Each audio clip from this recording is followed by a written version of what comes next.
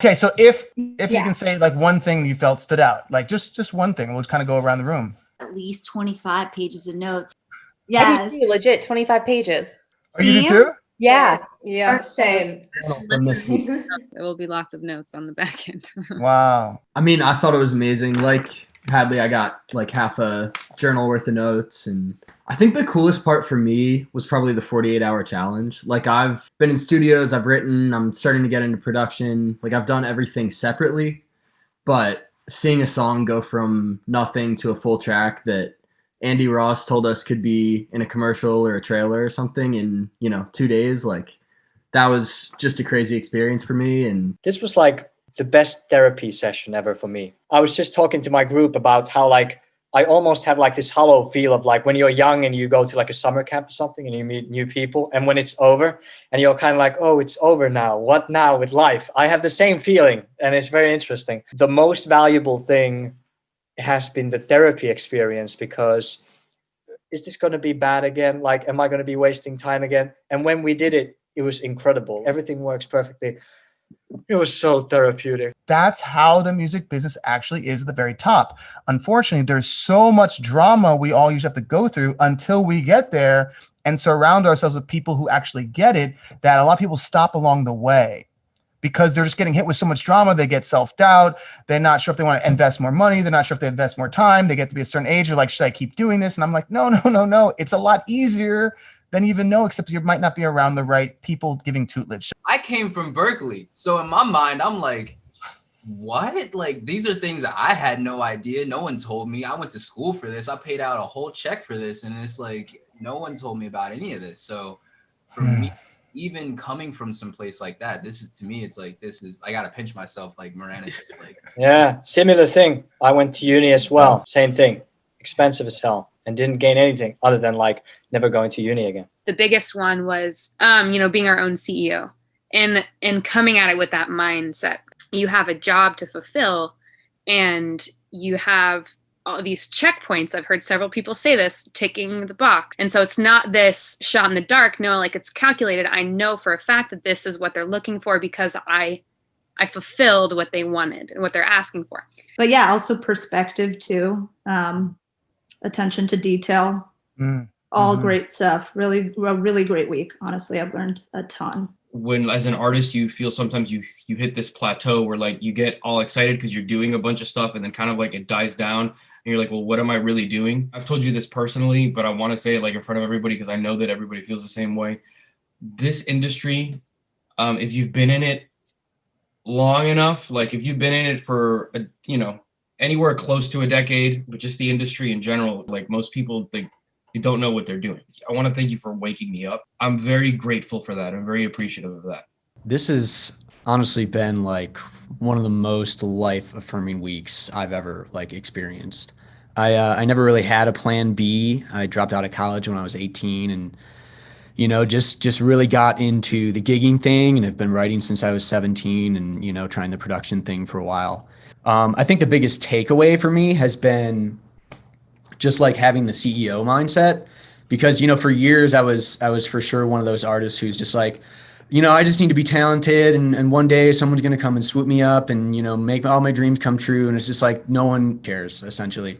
You have to care. Only you are going to make that happen for yourself. This is the real deal. It's time to just like double down, do the work, step up to the plate. Basically this whole week, like we've just been like, he's been sleeping on my floor. Like we're going from 10 a.m. to 5 in the morning. We're on FaceTime with Jeannie. We're sending files off to Caitlin. It's like, and it's crazy because like my goal in music, I want to make great music with great people all around the world. That's the goal. And like you are making that happen. And we have looked at each other like after every day and been like, damn, like today was a good day. We've leveled up every single day.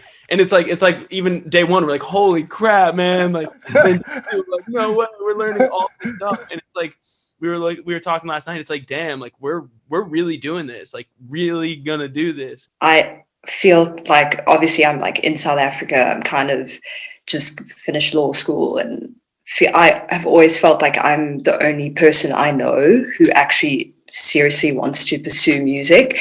And every time I kind of tell people that or people see that I'm doing that, it's kind of like there's like a disconnect, and people don't they don't get it, or they kind of don't have that same desire. And I feel like this whole week has been literally the first kind of beginning of my life in a way.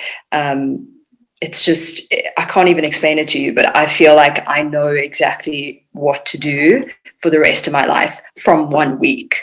And that's just been insane. Like, I don't know how else to express that. Getting affirmation and then like being able to throw out lines that I had written, and certain ones were like making them freak out. I'm like, oh, I guess I can write lines. Or things that like I didn't even think that would be of use, like me being on there and being able to like vocal coach a bit is sort of what kind of started happening. And I was like, oh, I guess I can help in that way. And I felt like investing in being in the Billboard 500 Club at like a quarter of the level of investment energetically and mentally that I brought last year. You were like, why weren't you at this mentor meeting? I'm like, I don't know. This week has impacted me so much, and this cost me a quarter of it. And I am just so up leveled. So like, it just makes me excited. It makes me excited because I believe in myself, that I can be a producer, that I can train my ear, that these tips and tricks will work. And we can keep each other accountable and hold each other up. We'll all like be there for each other, but you've got to be there for yourself. The energy that's coming in is one of forward movement. And that's because I always look at things as energy, like where's the energy going? And in this group, I was like, it's going forward, and you could see it on people's faces. You could hear it. Even my ear has gotten trained more. Like I can hear something and I'm like, oh, I can put words to that. And it's not just, oh, I like a good song, but it's, oh, there's tension and release, and there's the power of threes. And that's been really cool just for my own personal like development and being able to help hopefully you guys as well. Just to see everything that the mentors have been saying synchronously line up to what Adam has been saying for the past year, 2 years that I've been listening to him. And because that I haven't seen that before. Like, we've had some of the mentors come in, but I've just been blown away about how literally everything Adam preaches, that's exactly what they're saying. So that's been probably the coolest thing. There's a bigger play here for me. And, I'm just going to basically kind of say that, and you've heard me talk about it, but the musicians are the most influential people in the world. They just don't know it. What I'm trying to build is a better vibration in the music that's out in the world. Because right now, the easiest way to sell music is either really, really great music or really, really shocking music. And really, really shocking music creates a change in the physiology of the people listening to it and makes it sometimes a negative one just because it sells fast records. But the only reason why that happens is because the people making music know exactly what they're doing. They're manipulating the physiology of another human being because they know it most likely will lead to record sales. But if we all can make great music and know we don't want to do that, we just don't do that. And then when we flood the airwaves with really great music again, and we have highest influence because we know our music's worth money and not just selling it for anything, because 1 million people are fine with selling a song for 0.0004 cents because they don't know how much it's worth. Once you start to find out, like, wait a second, this is worth something, and we should be treating it as such, and we should be building catalogs, we should pass this information down to the next person, we should build better organizations, the people hearing our music will feel that vibration. Musicians can change the world with music. And I'm not saying that in a cheesy way. I'm talking about if I play a song that hits you in the stomach in a negative way, you will feel negative. You'll walk around the rest of your day being like, just angry. And all I have to do is figure out the frequencies and put enough grit into it, and I know I can change your physiology. Well, imagine if I change it for the good. Imagine if 10,000 artists who can make money were changing it for the good. The whole entire world could change through music. It's a saying, but people take that saying very lightly because they don't really get how sound works. It's deeper than production. I'm talking about music is tribal. It's in our DNA. It's the reason why you can play a beat and a baby will dance. It's in us. When you figure out that we're actually magicians and not really musicians, that's just the form of magic we use, everything changes. You can use sync as a way to make money, but if you know that you're actually creating a certain magic that changes physiology, the playing field gets much bigger. And so I'm playing this game in a much different place. The way I look at it is we are the Wild West ones. We're the first ones, It's the first time we're really doing this in these close quarters and giving information at this level. Is anyone getting that the whole reason why people are degrading each other because they're putting in all the words in the music? Like no one's seeing that's how it's working. Check this out. Aubrey's first thing she said was, Adam, I've been in the group, and the more we say it, the more things become concrete in my mind and I can understand it more. Guess what? Your brain's doing that with everything, even the negative shit. Your brain doesn't decipher the difference. Yeah. It's just saying whatever is the most information repeated, I will start to believe is my reality. That's all your brain is doing. When you think your brain has this organization patterns, you're creating that thought because it makes you feel good, but it's not. So when someone's like, yeah, this is what happened. I'm like, what were you watching? Who was talking to you? What did you get repeated?